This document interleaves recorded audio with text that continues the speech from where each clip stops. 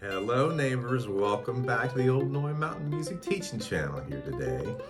And today is going to be an important day for all of us to realize that coming around the mountain is the ultimate litmus test for playing bluegrass mandolin in a way. Okay?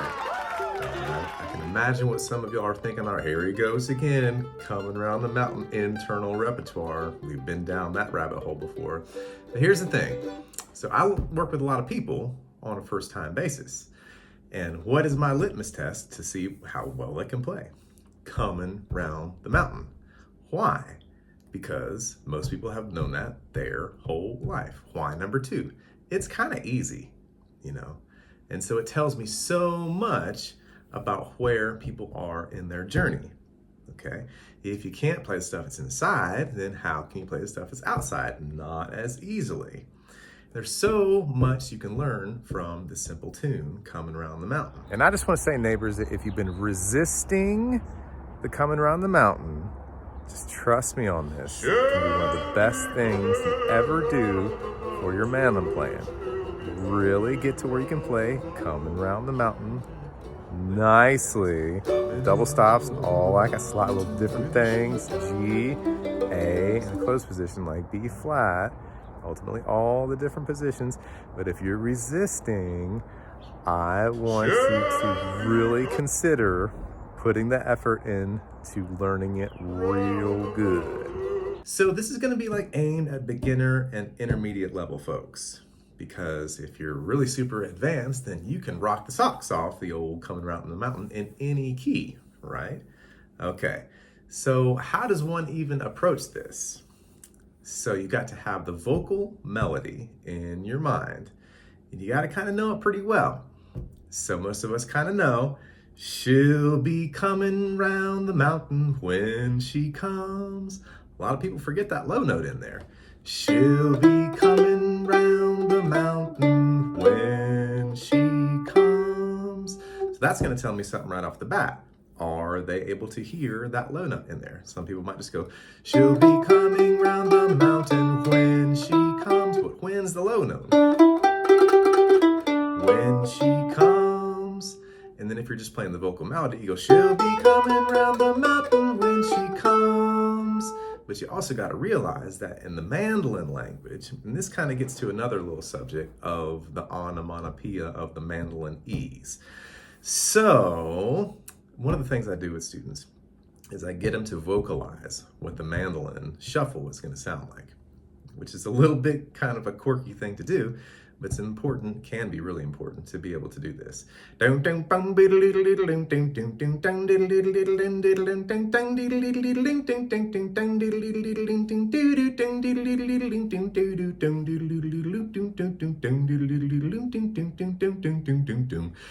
forget your little tag lick on there. Because when you're playing the mandolin, a lot of times you're not just going to go.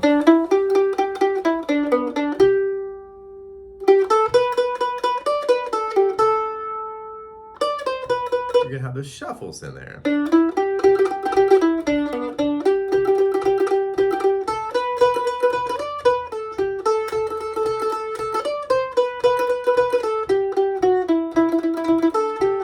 Well, that's the hard part, by the way. There are a couple little hard parts in there. Second half, people phrase this different ways. Are you going to go, she'll be coming round the mountain, she'll be, and play that G note twice before the E, or you're going to walk down through the F sharp, she'll be, that's the happy birthday note, right? Happy birthday to you, happy birthday to you, happy birthday, dear grandma. That F sharp note is an interesting one. So that's a creative decision you can make. It's also something that I look for just to tell where people are at with their playing. Okay, she'll be coming round the mountain, she'll be coming round the, here's another hard part, the mountain. Those little interval jumps will tell me a lot about what you can hear and how strong the connection is between the inner music and the outer music. Mountain, she'll be coming round the mountain when she comes. And then what do you do there? You gotta have a little tag. Okay, so maybe this is like basic and boring, but the thing about it is that, okay, so I'm like, okay, you can play, the vocal melody, good. Maybe you can play it with a little shuffle. Maybe you can even do the vocal onomatopoeia thing, the mandolin E's, ding, ding, ding, ding, ding, ding, ding, ding, ding. Then I could be like, okay, so show it to me with some double stops, all right? And of course, before that, you gotta get the chords. Calm my dragon down. Chords, melody, what's after that? Double stops and devices, okay? So this is a great teacher tune. You could spend a month just working on Coming Around the Mountain and getting really good playing the double stops and then transposing it to A and B flat, G sharp, C sharp, all the different places that you wouldn't necessarily play it, but it's important to learn how to do that. This is my old song and dance. Back to the double stops. Okay, so if you're gonna make Coming Around the Mountain sound cool, there are some things you can do. But before we do, please like and subscribe. And go ahead and hit that little bell there for the notifications, and you'll get all the good stuff from Noya Mountain Music. Thank you. And please consider becoming a patron on patreon.com/Noya Mountain Music. Even before you're doing the double stops, put a little swing to it. So instead of just going,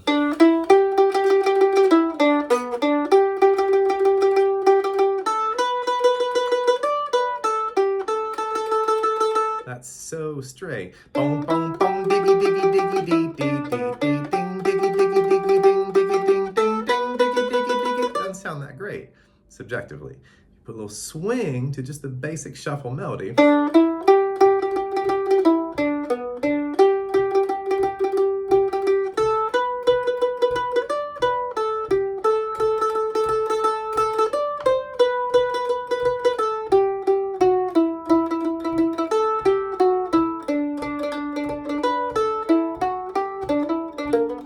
You might not even notice what's going on there, but straight 16th notes in the modern count sound like this.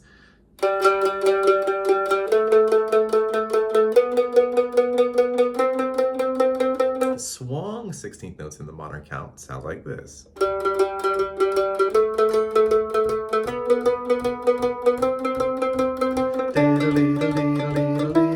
Instead of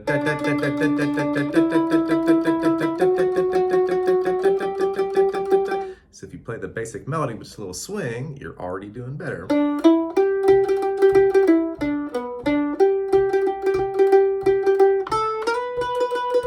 And just that one little move in there, sliding into your beautiful, sweet major third, second fret of the A, is going to be a nice sound. You can slide from the open or the first fret.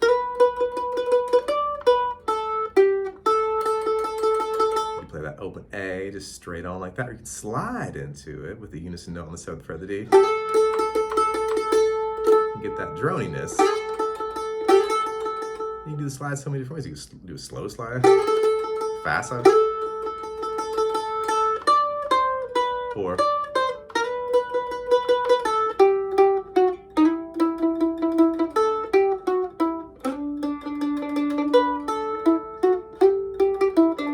back to your double stops. Okay, so is the open G and the 5th fret of the D, is that a double stop? Yeah, you can call that, because you're stopping the 5th fret at the D on the D string, and you're stopping the open G at the nut.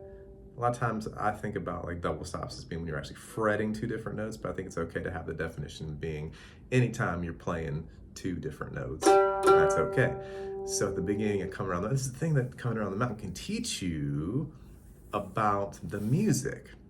If you're looking for all these places where you can make one note sound better, then that can carry across as a global upgrade into all of your other tunes, including your bluegrass picking tunes. Okay, and if you want to do a one-on-one lesson and go deeper with this on any tune, I'm easy to get a hold of. Christopher at Noya Mountain Music will be happy to work with you. Just go back to the beginning of this tune. And also there's pickup notes on there. Should be, those are pickup notes to the downbeat. The downbeat is coming, 5th fret of the D singularly. If you play the open G with it, it sounds bigger.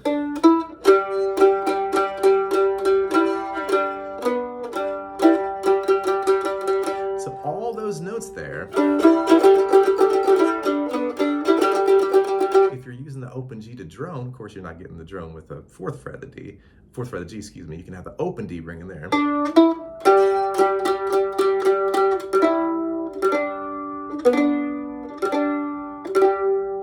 that's a little bit better subjectively then. You know, it's at least bigger, it's more harmonic information. And you can do a little hammer onto the downbeat.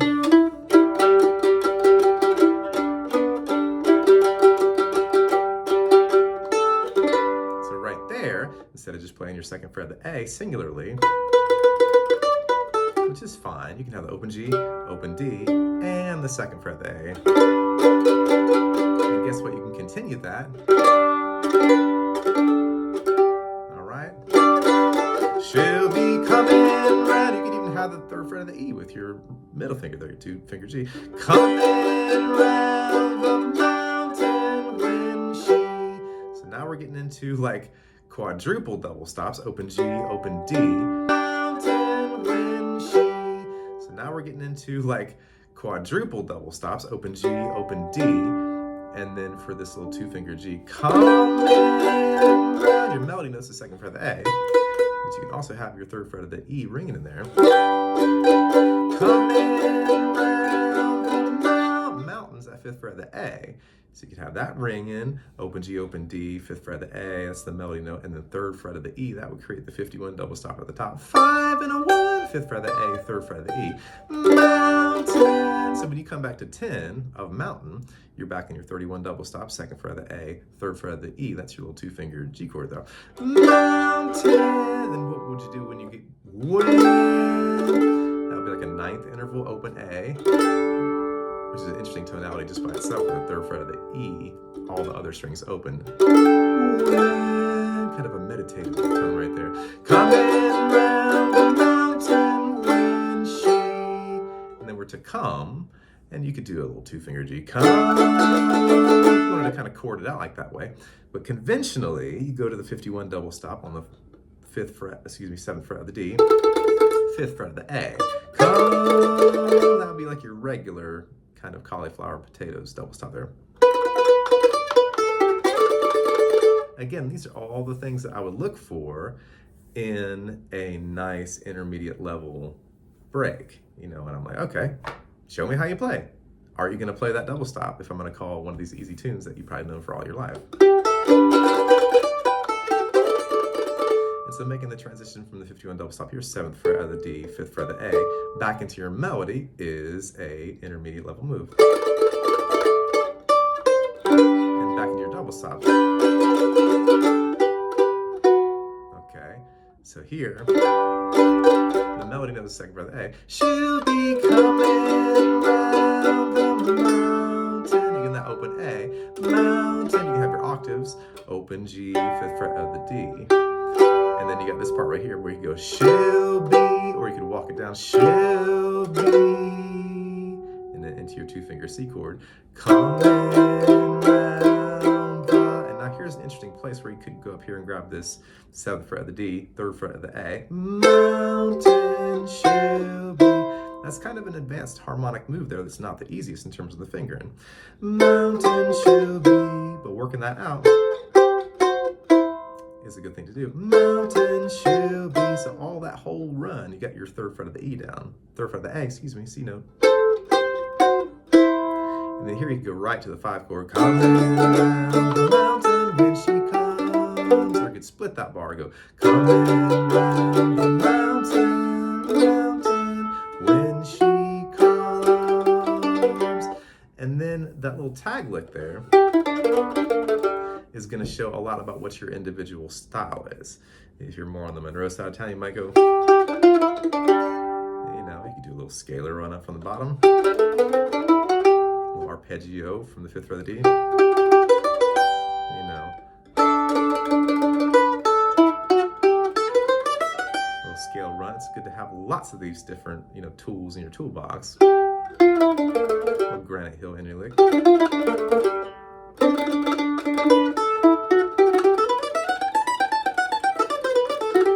Notey and that lick in there too. So all of this is just in the key of G. All right, so then you want to take it to the key of A and be able to do similarly cool stuff. But the way that the double stops work in A is different.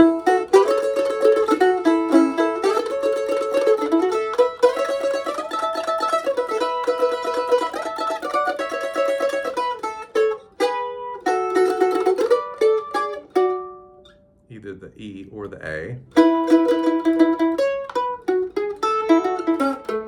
Then to B flat, of course. Just starting with the simple, just to get your feet wet.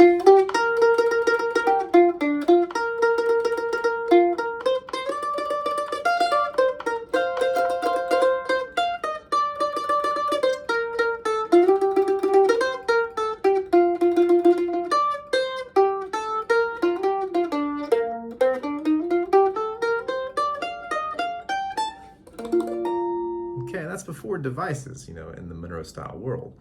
But what I want to reflect here is that you got to be able to play Coming Round the Mountain real good. And that's not even talking about like up the neck, in third position. Why is it third position? Because, these fingers right here, first finger, second finger, also known as the middle finger, and the ring finger, third finger there. If you put your first finger where your third finger normally goes, that's third position. I just learned that in the last couple of years. I always call this kind of second position because it's kind of the second place I go to play melodies.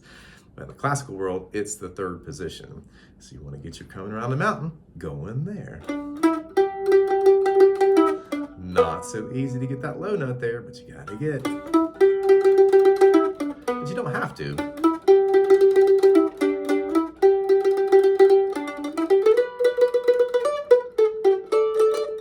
Get your double stops where they're easy.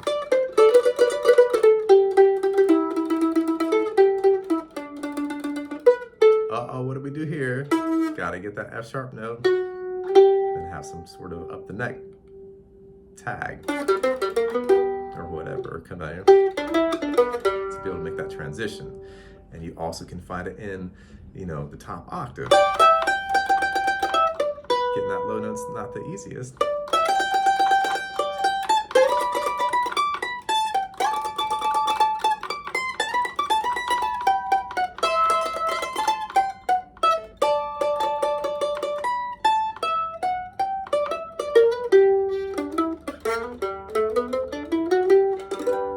So all this to say, not trying to be from the Department of Redundancy department, but you gotta know how to play old Coming Around the Mountain. G, different octaves, different registers with the double stops, A, no problem. And I'm gonna set the mandolin down here because I gotta get up on my soapbox. Metaphorically speaking. So it's really important to be able to play this tune you've known for your whole life well, without having to labor over it, without having to struggle to, where's that one note? Oh, I thought I knew this. What's going on? Do I even know the chords?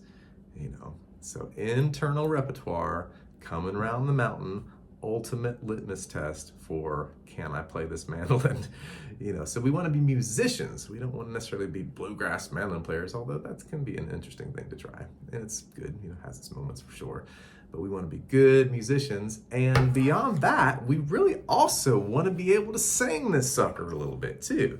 To sing and play the mandolin at the same time. She'll be coming round the mountain when she comes. Maybe a little boom strum rhythm to accompany yourself. So she'll be coming round the mountain when she comes. Fine.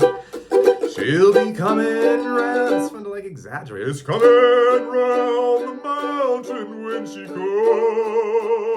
Maybe put a little operatic vibrato in there just to, see if the neighbors are listening. She'll be coming round the mountain. She'll be coming round the mountain. She'll be coming. Play with your dynamics. Coming round the mountain when she comes. Exaggerating that way with your singing can be good for many reasons, because when it comes to the jam session, you want to be able to project your voice out into the music so it can get above the master tones and the D28s and all that kind of stuff.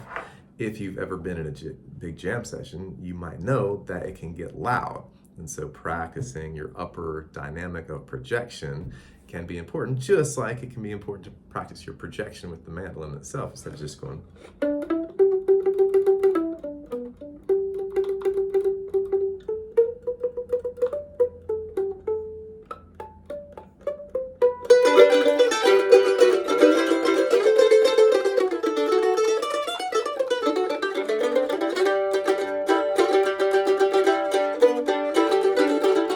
Same thing So to be able to sing coming, and maybe that's not your key.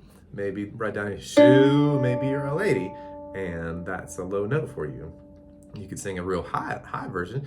She'll be coming round the mountain when she comes. She'll be coming round the mountain when she comes. It's not the prettiest, but I'm just trying to give you a demonstration of where the upper octave is in case you want to sing it in that upper octave, or in case that's just where you need to go. She'll be coming round the mountain. She'll be coming round the mountain. She'll be... That can be a good exercise for the fellas too, to also be experimenting with your upper register. A lot of guys saying, I can't sing high. Well, can you go hooty hooty hoo, like you're imitating an owl? Hoo, hoo. That's a high note. That's a note. Hoo. That was like a, an E flat. Hoo, shoo, shoo, hoo, hoo. So if you can just learn to control that, shoo.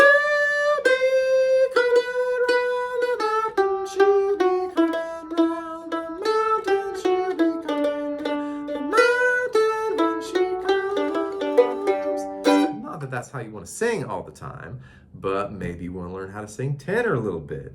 I've got a little bit of a lower voice than, like, say, Bill Monroe, but it's fun to experiment with that upper register, cut a little tenor when you need it. Say, there's someone singing good lead and there's no one to sing tenor. Well, that can be something that you can try to do. But maybe just, G's not your key, so you go to D. She'll be coming, maybe got a low Johnny Cash voice like this right here. She'll be coming round the mountain when she comes. Maybe that's easier for a lady to be singing it. She'll be coming round the mountain when she comes.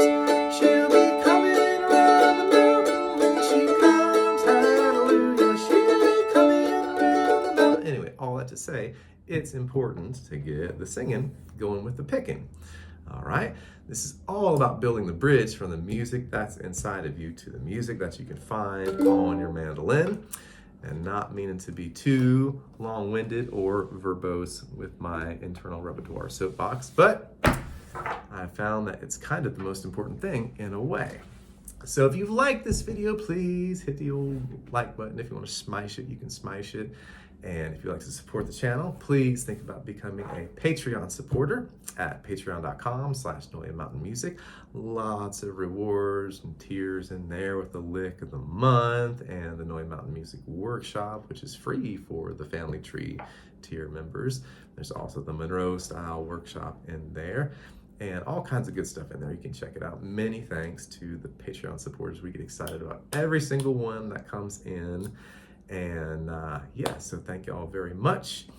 And we will check you out on the next one.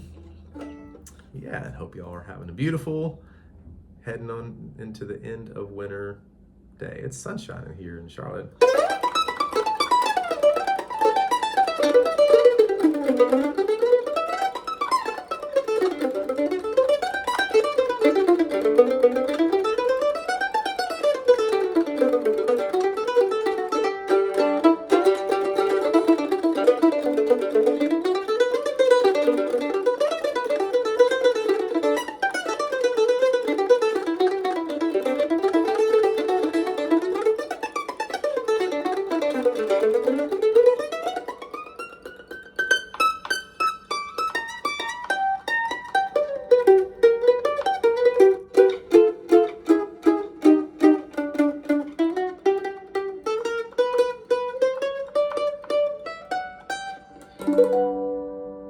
Yeah.